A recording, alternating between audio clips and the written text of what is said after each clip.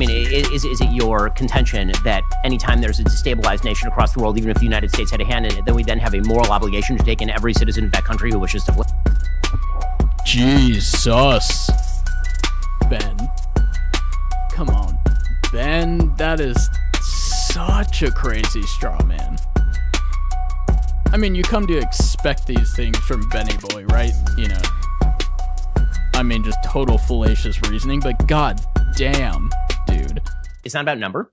It's about the people who are coming in. I believe that everybody who comes into this country should come in through a legal mechanism, and that the United States ought to be able to select the people who are coming in, who are the best, brightest, and most useful to the American population, because that is the prerogative of any nation. So do you think that the way that we do allow people in through our legalization process, especially...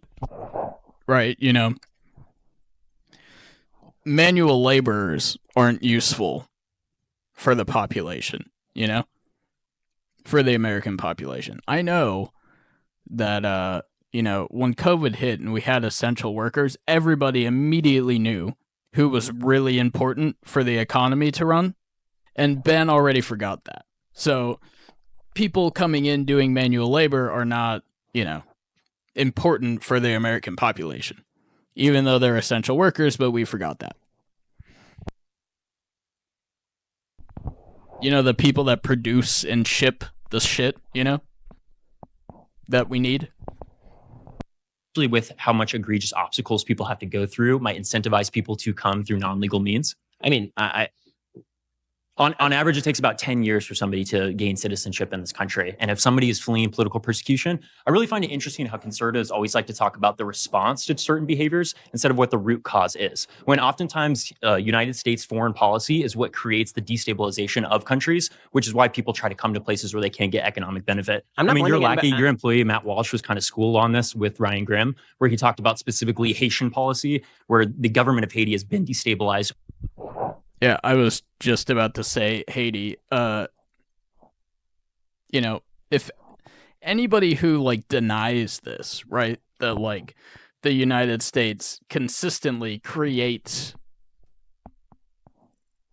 socioeconomic problems for countries and then, you know, bars them from entering this country, fleeing the conditions we created, you don't have to like take anybody's word for it, you know? We have an internal planning record in this country. You can look at the records. It's relative to a lot of the world. It's a pretty free country, right? We have declassified documents come out. You can look at the internal planning record and see what US planners have done to Haiti over the years. It's not up for debate. Over and over again by Western imperial nations, so that those citizens are trying to flee something with political persecution. I mean, is it your contention that anytime there's a destabilized nation across the world, even if the United States had a hand in it, then we then have a moral obligation to take in every citizen of that country who wishes to flee? Jesus. Ben. Come on. Ben, that is such a crazy straw man. I mean, you come to expect these things from Benny Boy, right? You know. I mean, just total fallacious reasoning, but god damn, dude. God damn. Oh yeah, you know, people flee countries that we when we go and we back a military coup in a country like Haiti, you know, and then people are fleeing like the country because the dictator who we backed is butchering the population. You know, it seems right that we should probably let those people in, considering we created the conditions that they're fleeing. And Ben's like, so do you think that we should let in everybody from Haiti?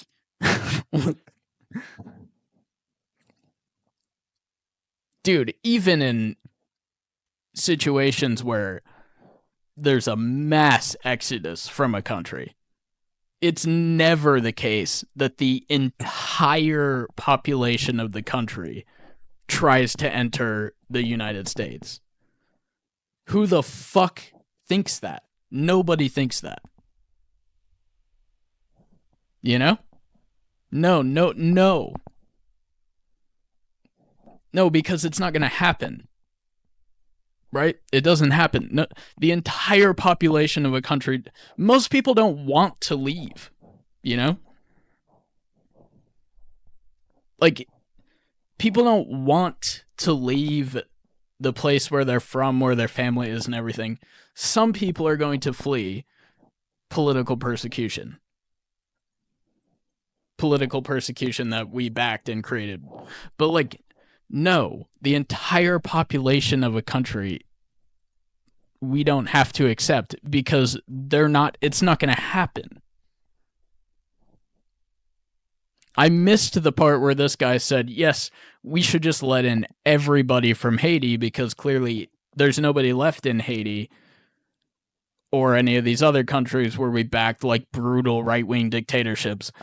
They all left and they're all standing at the border fence right now, you know?